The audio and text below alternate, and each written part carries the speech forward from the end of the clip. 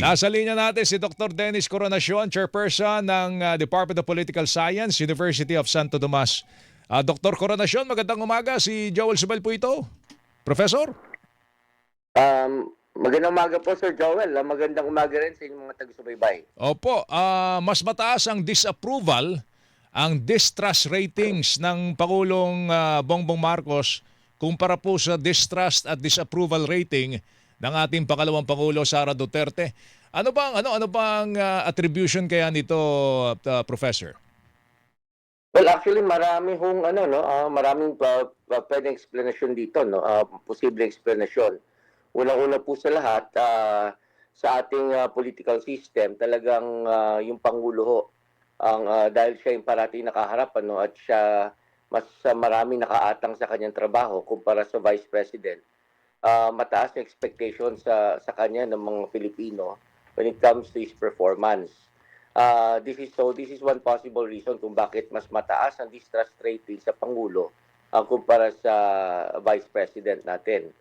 Maaring kasi parating nasa limelight, parating nakafocus ang attention ng publiko sa kanya kumpara Kumbaga sa Vice historically, President. Professor, sinasabi ninyo talagang mas mataas ang disapproval rating ni Presidente kumpara sa Vice Presidente dahil ang Presidente ang gumagawa ng trabaho samantala ang Vice Presidente ay hindi naman masyadong kumbaga nabibigyan ng sentro yung kanyang ginagawa dahil si Presidente talaga ang gumagawa ng mga trabaho sa bansa o sa gobyerno. Tama ho yun, ano? Dahil nga ho ang ating, yun ang setup ng ating political system na talagang yung Pangulo ang nagtatrabaho. Although, nandiyan naman ang Vice President upang tumulong sa kanya kung sakaling may mga nais na ibahagi na trabaho yung Presidente sa kanya. At saka kung papansinin ho natin, yung period covered by the survey, ito para sa last quarter na to ng taon na to, no? Yung mga pangunahing issues na kinakaharap ng ating bansa ay mostly may kinalaman sa administrasyon. Mhm. So kaya involved yung leadership niya diyan at saka yung perception ng publiko tungkol sa kanyang kakayanan mamuno at saka doon sa tiwala ng tao sa kanya. At doon sa nasabing taon na yon, I think ang pinaka importante o tinutukan ng publiko ay yung flood control projects issue. Nasa panahon na ito ay I think na nangako ang Pangulo na within a given period of time ay mapapakulong niya yung mga sangkot dito, mga opisyalis na sangkot dito sa flood control projects ito. So, nag-generate yun ng mataas na expectation at I think by that time, yung period na covered ng survey, conduct ng survey, December 12 to 15, malapit na yun doon sa deadline na sinabi ng Pangulo. And yet, wala pa rin man naipapakulong yung Pangulo, no, na yung tinatawag natin na mga big fish. Mhm. Tingin nyo, isa sa mga dahilan niya kung bakit bumaba o tumaas ang disapproval rating ni Presidente. Maari ho, posibleng isa yan sa mga dahilan, kasi yung issue ay nakatutok sa kanyang administrasyon at wala naman doon sa Vice Presidente.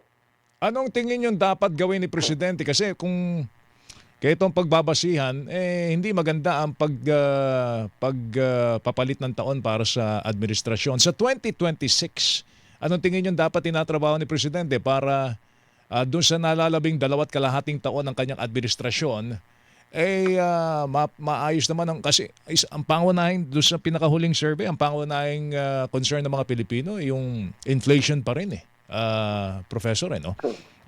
Yung issue tungkol sa pagtaas ng presyo ng mga pangunahing bili, partikular ng pagkain. Tapos, pangalawa, sa kanila mga concern, ito pong anti-corruption. Yung issue tungkol sa flood control. Ano man dapat gawin ni Presidente? Huli na ba ang lahat para sa kanya dahil parang hindi niya natupad yung kanyang pinangako na magpapakulungan ng mga senador, congressman, mga proponent ditong flood control plunder na ito? Well, actually, ito po mga issues na to, hindi na to bago, no? Every time magkakaroon ng mga surveys, lalo na nung bago mag-eleksyon, parati po kasama ito sa mga top concerns, yung mga tinatawag na gut issues o yung mga issues na malapit sa sikmura ng Pilipino. So mga practical na bagay ito, may kinalaman sa ekonomiya, pagkain, kahirapan. So far, I think ang pananaw ng Pilipino, ng mga Pilipino ay mula ng nanungkulan ng ating Pangulo, dahil nananatili ito hanggang sa ngayon na top issue o top concern sa mga Filipinos na dapat i-address ng ating pamahalaan, ay hindi sapat o hindi sufisyente yung ginawa ng administrasyon o ginagawa ng administrasyon patungkol sa mga issues na to. Kung meron man ng pagbabago, ito yung sinabi nyo nga, pangalawa, yung governance issue, particular dito sa corruption o anti-corruption drive ng administrasyon.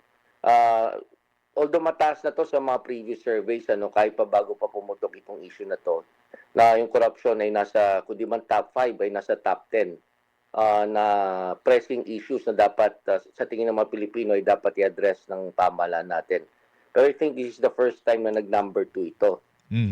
Kaya tingin ko, dahil nga doon, nag-number 2 ito, at hindi naman, tingin ng mga Pilipino ay hindi naman sufficient yung ginagawa ng administrasyon to address this corruption issue, tingin ko doon tinamaan yung trust rating at saka yung approval rating ng ating Pangulo. So sinasabi nyo, dapat make good yung pangako na Yes. magpapakulong talaga ng Oo, kasi malalaking mga isda.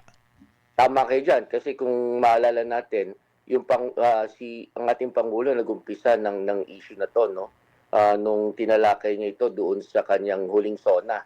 Yung kanyang naratibo na sinabi niya, mahiya naman kayo. So, sa ngayon, naghihintay ang mga tao doon sa bagay na kanyang sinimulan, yung kanyang anti-corruption drive. At kailan ba? June or July yata yun, nung huli siya nagbigay ng talumpati sa kanyang SONA. Opo, At July. marami-raming buwan, no? At naiinip na mga Pilipino, no? Na magkaroon ng maganda-gandang resulta itong kanyang pangako. Alright, sige. Abangan namin yung mga development. But in the meantime, Professor, salamat sa oras mo. Mag-ingat ka and Happy New Year to you. Salamat po. Happy New Year.